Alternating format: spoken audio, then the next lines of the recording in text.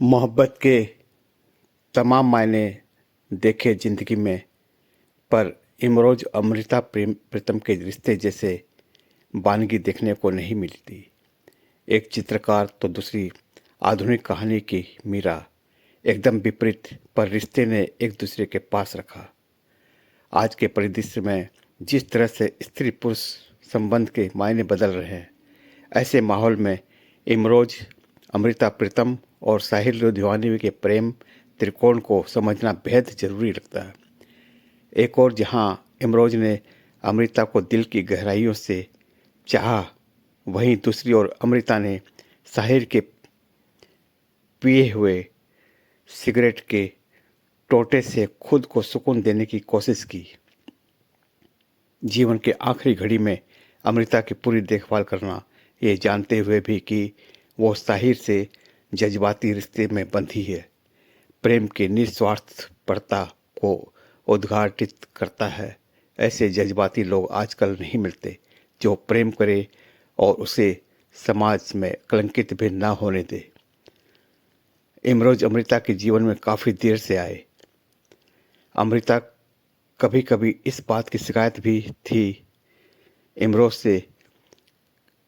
कभी कभी वह पूछती, अजनबी तुम मुझे ज़िंदगी की शाम में क्यों मिले? मिलना था तो दोपहर में मिलते, सुबह मिलते। दोनों ने साथ रहने के फैसला किया और दोनों पहले दिन से ही एक ही छत से पहले दिन से ही दोनों ने फैसला किया और दोनों दिन से ही एक ही छत के नीचे अलग अलग कमरों में रहे।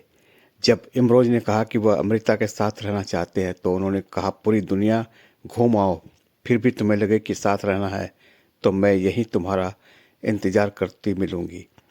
कहा जाता कि तब कमरे में 7 चक्कर लगाने के बाद इमरोज़ ने कहा कि घूम लिया दुनिया, मुझे अभी भी तुम्हारे ही साथ रहना। अमृता रात के समय शांति में लिखती थी। तब धीरे से इमरोज़ चाय रख जाते। यह क्रम लगातार 40-50 वर्षों तक चला। इमरोज़ जब भी उन्हें स्कूटर पर ले जाते थे और अमृता की उंगलियां हमेशा उनकी पीठ पर कुछ न कुछ लिखती रहती थी, और यह बात इमरोज़ भी जानते थे कि लिखा हुआ शब्द साहिर ही है। जब उन्हें राज्यसभा के लिए मनोनीत किया गया तो इमरोज़ हर दिन उनके साथ संसद भवन जाते थे और बाहर बैठकर उनका घंटों इंतजार करते थे। अक्सर यह लोग समझते थे कि इमरोज़ उनके ड्राइवर है। यही नहीं, इमरोज़ ने अमृता के खातिर अपने करियर के साथ भी समझौता किया। उन्हें कई ऑफर मिले, लेकिन उन्होंने अमृता के साथ रहने के लिए ठुकरा दिया। गुरुदत्त ने इमरोज़ को मनमाफिक शर्तों पर काम करने का ऑफर दिया, लेकिन अमृता को लगा कि वह भी साहिर की तरह छोड़ न जाए, इसलिए उन्होंने ना जाने का फैसला लिया। आखिरी समय में फिर जाने के कारण उन्हें चलने फिरने में तकलीफ होती थी। तब उन्हें नहलाना, खिलाना, घुमाना जैसे तमाम रोजमर्रा के कार्य इमरोज़ किया करते थे। 31 अक्टूबर 2005 को अमृता ने आखिरी सांस ली, लेकिन इमरोज़ का कहना था कि अमृता उन्हें छोड़कर नहीं जा सकती, अब भी उनके साथ है। इमरोज़ ने लिखा, उसने जिस्म छोड़ा है साथ नहीं, वो अब भी मिलती है, कभी तारों की छाँव में, कभी बादलों की छाँव में, कभी किरणों की रोशनी में, कभी ख्यालों के उजाले में।